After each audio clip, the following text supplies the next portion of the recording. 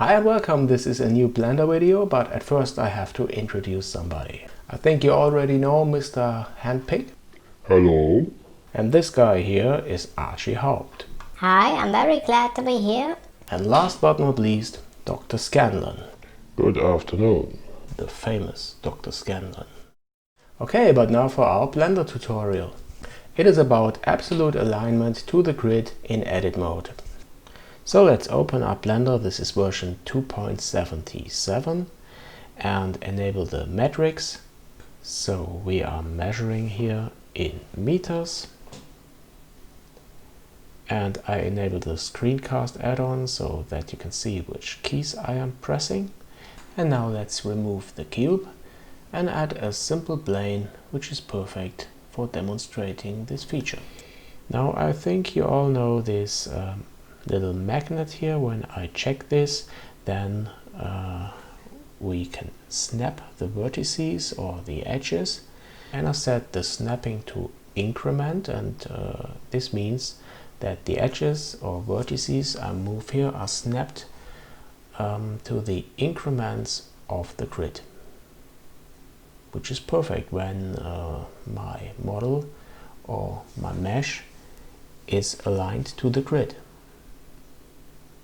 But there's one problem, and this is like here when I add an edge loop, for example, and this edge loop isn't aligned perfectly to the grid.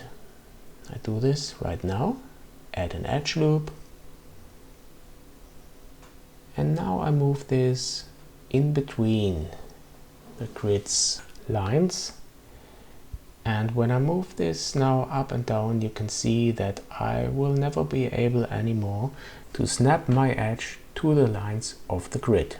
But since Blender 2.76, I think, there is a new option, and this is called Absolute Grid Alignment. And when I enable this, then you can see that my edge now perfectly snaps to the grid's lines.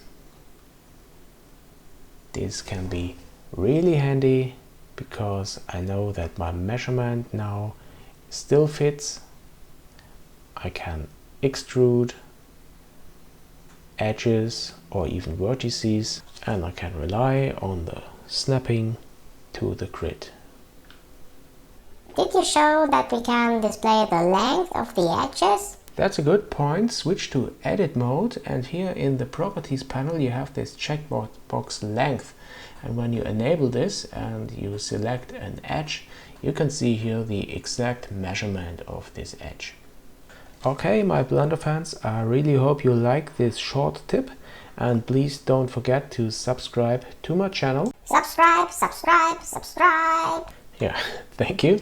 And it would be also really cool if you could support me on my Patreon so that I can continue to create tutorials like this. He really needs you. That's right.